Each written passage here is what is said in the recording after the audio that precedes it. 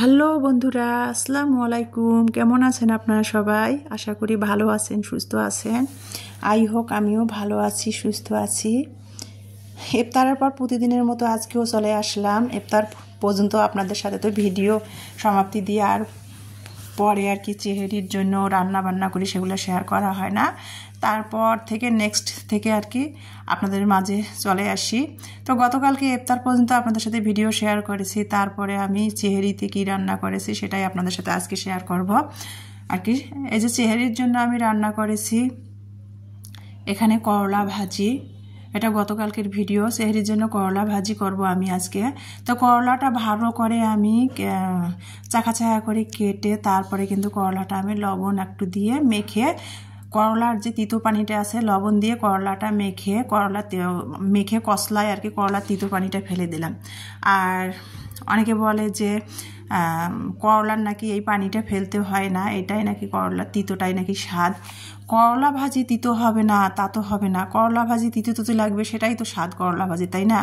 কিন্তু আমার মেয়েরা খায় না, সেই জন্য আমাকে করলাটা লবণ দিয়ে কসলায় করলার যে তিতো পানিটা আছে না সেটা ফালাই দিতে হয়। আর কি ফালাবেন বলেন, এখনকার বর্তমান খাবার সব কিছু মানে কীটনাশক দিয়ে চাষাবাদ হয়। একটা যে টবে আপনি গাছ লাগাবেন সবজি গাছ, সেটাতে কিন্তু কীটনাশক ছাড়া সবজি ফলন করা সম্ভব হয় না, তো স্প্রে করতে হয়। তো এখন সব খাবারে হলো বিষ, ভেজাল বিষ। তারপরে আমরা কি করি, আবার ঘরের মধ্যে যেভাবে ধুয়ে ভিটামিনগুলো ফালাই দেই, আর খাবো কি, সবই বিষ খাই। তো যাই হোক, কি আর করার, অনেক বকবক করলাম। তো করলাটা লবণ দিয়ে কিন্তু আমি ভালো করে কসলায় করলা তিতো পানিটা ফালাই দিলাম। আর দেশি যে ছোটো গোল আলুটা আছে না, গুড়ি আলু বলে যেটাকে, সেটা দিয়ে আমি সবসময় করলা ভাজিটা করি। আর আমি সবসময় করলা ভাজির জন্য গুড়ি আলু বাড়তি আমি সবসময় কিনে সংরক্ষণ করে রেখে দেই করলা ভাজি খাওয়ার জন্য।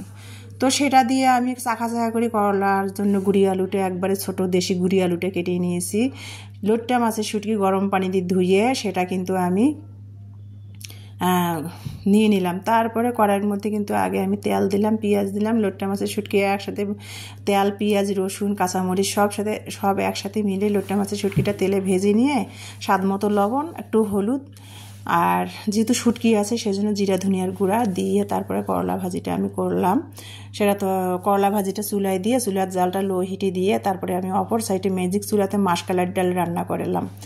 আজকে করলা ভাজি শুটকি দিয়ে, লোট্টা মাছের শুটকি দিয়ে করলা ভাজি আর মাসকালার ডাল। আর গতকালকের তেলাপিয়া মাছের তরকারি আছে। আসলে সারাদিন রোজা থাকার পর আমরা তো সন্ধ্যা রাতে ভাত খাই না, চেহারিতে ভাত খাই। রান্না করলে সেরকম ওইভাবে চেহারিতে কোনো কিছু খাওয়াই হয় না। গতকালকের আর কি ফ্রিজের মধ্যে 2 পিস মাছ আছে, সেটা গরম করে নিব। আর আজকে শুটকি দিয়ে করলা ভাজি আর মাসকলার ডাল। তো মাসকলার ডালের গুঁড়াটা আমি ডালের ডাবু দিয়ে 1 ডাবু দিয়ে তারপরে 2 মগ পানি দিয়ে ম্যাজিক চুলাতে কাঁচামরিচ কুচি, পেঁয়াজ কুচি, স্বাদ মতো লবণ, হলুদ দিয়ে মাসকলাইটা ভালো করে আমি অনাবত্ত ম্যাজিক চুলাতে নেড়ে তারপরে বাগার দিয়ে নিলাম, আবারও পেঁয়াজ দিয়ে। আর মাসকলার ডালে সবসময় আমার মা, আমার শাশুড়ি, আমার জায়েরা বলে মাসকলার ডালে কখনো রসুন বাটা দিতে না করে, কুষ্ঠরোগ নাকি হয়, মাসকলার ডালে রসুন খেলে কুষ্ঠরোগ হয়, এই কথা বলে। সেই জন্য আমার মা, আমার শাশুড়ি, আমার জায়েরা মাসকলার ডালের গুঁড়োতে কখনো রসুন বাটা দেয় না, রসুন ব্যবহার করে না, আমিও দিলাম না। সেই জন্য আমি আর কি করলাম, গরম মশলা দিলাম। গরম মশলা বলতে সাদা এলাচি 2টা তেজপাতা, দারচিনি 2 টুকরা দিয়ে মাসকলার ডালটা রান্না করলাম। আর গ্রাম অঞ্চলে দেখা যায়, আমার শ্বশুরবাড়ির দিকে গ্রাম অঞ্চলে কিন্তু দেখা যায় মাসকলার ডাল এভাবে রান্না করলে, গ্রামের মানুষ যদি ঘরে কোনো বাজার না থাকে, মাসকলার ডালের গুঁড়া যদি ঘরে থাকে, তাহলে সুন্দর করে মাসকলার ডাল রান্না করে কিন্তু তারা শুধু মাসকলার ডাল দিয়ে ভাত খায়। গ্রাম অঞ্চলের লোকেরা ঘরে কোনো তরকারি না থাকলে শুধু মাসকলার ডাল সুন্দর করে রান্না করলে সেটা দিয়ে কিন্তু তারা একবারে পোলাও মাংসর মতো করে ভাত মজা করে খায়। তো যাই হোক, আর কি বলবো, এই যে করলা ভাজিটা আর কি চুলায় বসাই দিয়ে মাসকলার ডালটা তো রান্না করে নিলাম, তেলানি করে পেঁয়াজ কুচাই দিয়ে তারপর তেলানি করে নিলাম একটু জিরা দিয়ে নামাই নিয়ে ম্যাজিক চুলাটা কিন্তু আমি এদিকে করলা ভাজিটা গ্যাসের চুলার জালটা আর কি লো হিটে দিয়ে করলা ভাজিটা হালকা জালে করতেছিলাম। আর পাশে অপর সাইডে ম্যাজিক চুলা, গ্যাসের চুলাটাও আমি পরিষ্কার করে নিলাম সাথে সাথে। আর কি সঙ্গেকার কাজ সঙ্গে করলে আর কি আর কষ্ট হয় না, আর কাজ জমিয়ে রেখে করলে পরে কষ্ট হয়। তাছাড়া আমার যেহেতু কোনো হেল্পিং হ্যান্ড নেই, যে ঠিক আছে কাজ জমিয়ে রাখলাম, এটো প্লেট বাটি বা রান্না করার চুলা, রান্না করার পর রান্নাঘর এলোমেলো অগোছালো ময়লা থাকলো, আমাকে হেল্পিং হ্যান্ড এসে করলো, তা তো না, আমার একাই সব কাজ করতে হয়, সেই জন্য সাথেকার কাজ সাথে আমি করে ফেলি। আর একটা কথা কি বলবো আপনাদের, এই যে আমার হয়ে গেল আজকে মাসকালার ডাল রান্না, লোট্টা মাছের শুটকি দিয়ে দেশি গোল আলু দিয়ে করলা ভাজি, আর এই যে এখানে 500 গ্রাম দুধ জাল করে নিছি, দুধ দিয়ে কলা দিয়ে আমার 2 মেয়ে চেহারিতে ভাত খাবে, আর আমার জন্য এই যে মাসকালার ডাল আর করলা দিয়ে শুটকি ভাজি, আর ফ্রিজে 2 টুকরা তেলাপিয়া মাছ আছে, সেটা দিয়ে আমি চেহারিতে ভাত খাবো, সন্ধ্যা রাতে তো আর ভাত খাবো না। তো রান্নাটা টেবিলে দিয়ে কিন্তু আমি এখন তারাবির নামাজ পড়তে যাব, এখন বাজে 9টা। রান্না আমার হয়ে গেছে, তো সেটাই আর কি আপনাদের সাথে শেয়ার করতেছি। আর গরম পড়ে গেছে, কলা কিনে রাখতে রাখতে কিনতে কিনতে কলা আর কি একটু কালচা হয়ে যায়, বেশি পেকে যাচ্ছে, কলা কিনে রাখাই যায় না।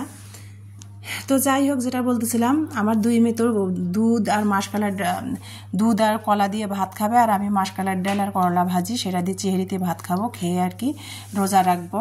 তো যেটা বলতেছিলাম আপনাদের, এই যে ঈদ বাজার, এটা ছিল গতকালকের রান্না, চেহারিতে গতকালকের চেহারি খেয়ে রোজা রেখেছি, আজ রোজ বৃহস্পতিবার।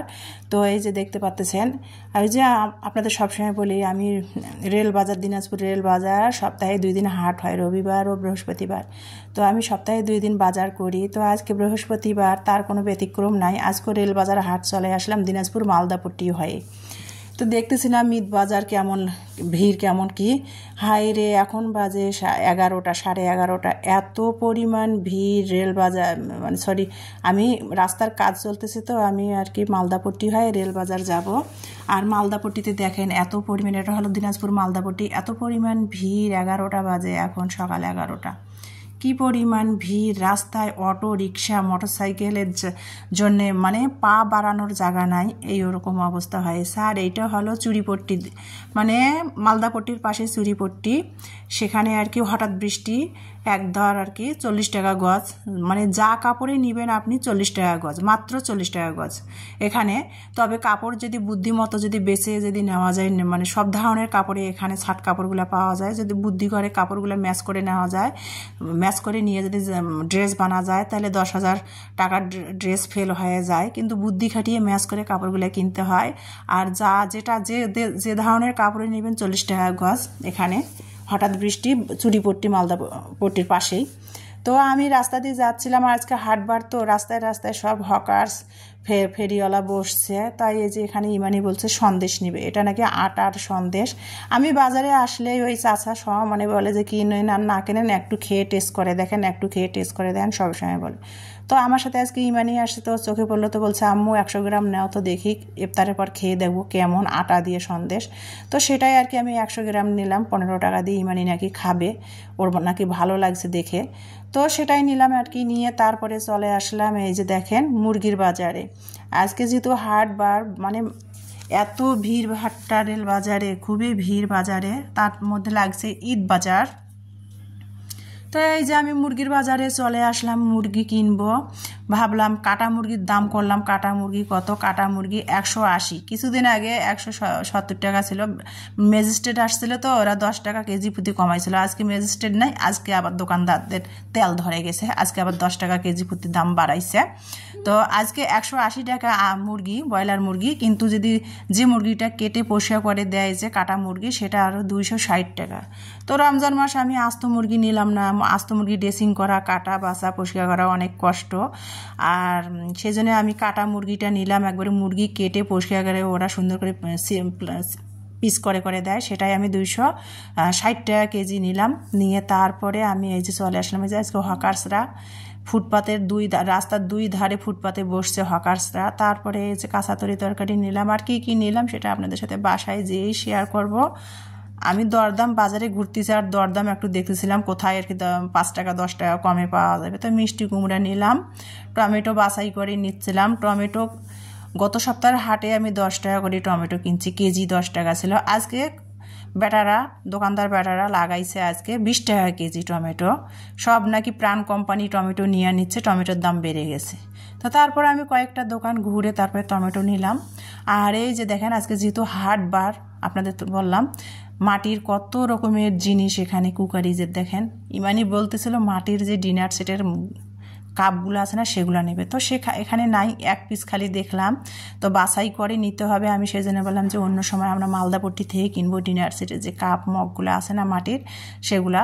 আর এখানে সেই রকম দেখলাম না, এখানে সব আর কি এই যে মাটির বাটনা, ব্যাং, হাঁড়ি পাতিল, পিঠার ছাঁচ এগুলো আর কি। তো সেটাই আর কি মানে খুঁজতে আসছিলো, পাইলো না। তো সেটাও আর কি আপনাদের সামনে, আপনাদের ভালো লাগলো, আপনাদের সাথে শেয়ার করলাম। তারপরে আসলাম মাছ বাজারে। এই যে দেখেন মাছও একটু নিব, ইলমার বাবা আসবে 24 তারিখে।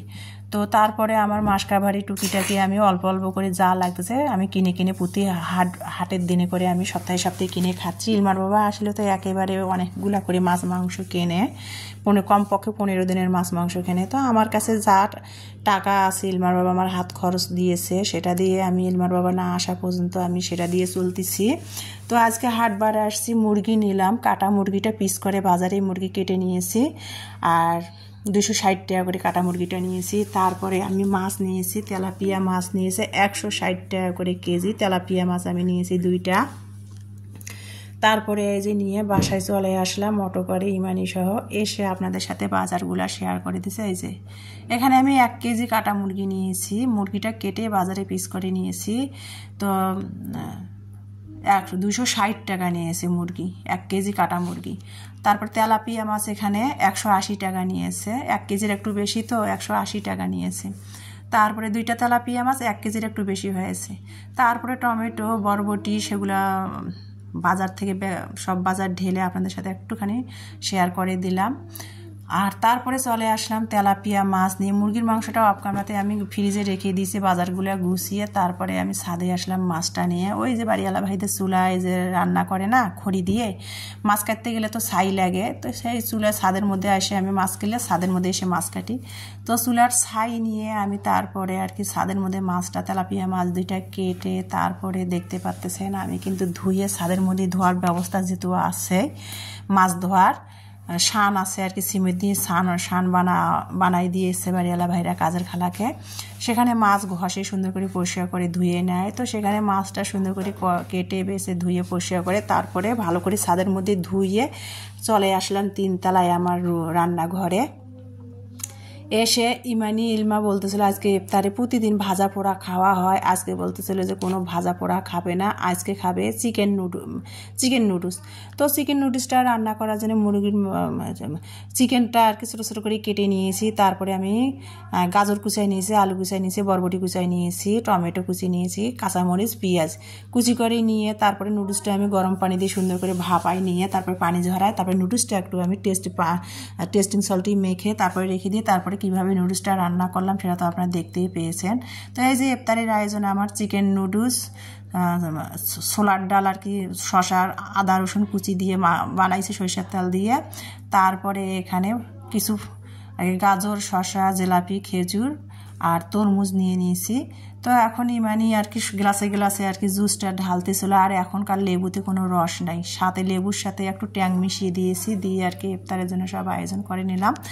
আর আজকে যেহেতু আমি কোনো ছোলা বুট সিদ্ধ করিনি, একটু ছোলার ডাল ভিজিয়ে রাখছিলাম, চানা বানাবো। তো চানা বানার জন্য এখানে কাঁচামরিচ কুচাই নিয়েছি, পেঁয়াজ কুচাই নিয়েছি, আদা কুচি করে নিয়েছি, শসা কুচি করে নিয়েছি, স্বাদ মতো লবণ দিলাম, সরিষার তেল দিলাম, দিয়ে এখন ছোলার ডালটা যে ভালো পরিষ্কার করে সুন্দর করে ভিজিয়ে রেখেছিলাম সেটা ধুয়ে নিয়ে একসাথে সব কিছু বাটির মধ্যে নিলাম। এখন আমি সব কিছু দিয়ে হাতের সাহায্যে ভালো করে মেখে নিব। তো ইফতারের সময় কিন্তু এইটা ছোলার ডালটা ভিজে খেলেও কিন্তু অনেক এনার্জি আসে। তো ইফতারটা আমি মাখাচ্ছি, যেহেতু আজান দিবে বেশি সময় নাই। তো ইফতার নিয়ে টেবিলে বসে পড়লাম, আপনারাও বসে